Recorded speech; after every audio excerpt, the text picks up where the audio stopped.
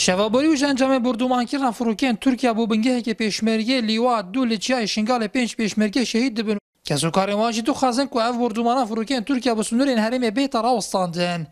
او پکک جی آخ هرم درب کوید از دخواد جناب سلوکاتی هرم اتکم و سلوک حکمت هرم و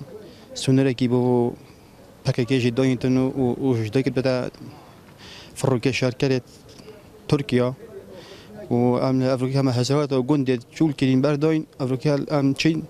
دفاعش ملتي خود كين وش هنا ميسا أخو كرامات أخو هالوير يجيب الله وش ما غناقة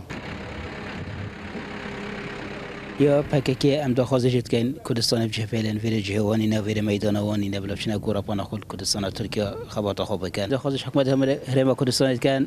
حدا كي بوان سنورة كي بوان دانيتن طيبتي فروكة تركيا أبروك الدبرة أميدية قال ديرش وسرقله خلك ما تيتا كشتن وأبروك الشنقاري جد بيتا كشتن هربوا أميدية أم داخل كان سنورك بوميت دارن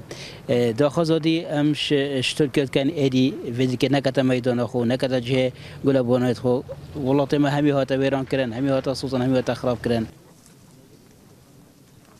یک جهابالن وان شهیدا کل نزیکی بارگاه وان بوها بحث جوی بردومانی دیکت ساعت يكوني في طباران هذا كنا ساعت دو النقطة ما دان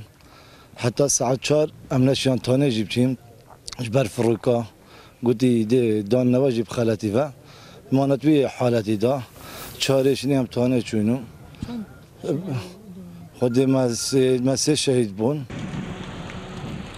یک جوان شهید خلک کمالگاه مرسته که بول قازا آمدیه بناو مصطفى رسول و دو اندیجی خلک سنور ناحیه سرسن که بول بناو اسماعیل سعید بابیر و ادریس عبدالله کو خلک کمالگاه قادش بو یاسر بناحیه نافبری یادور مرین نارتی قازا آمدیه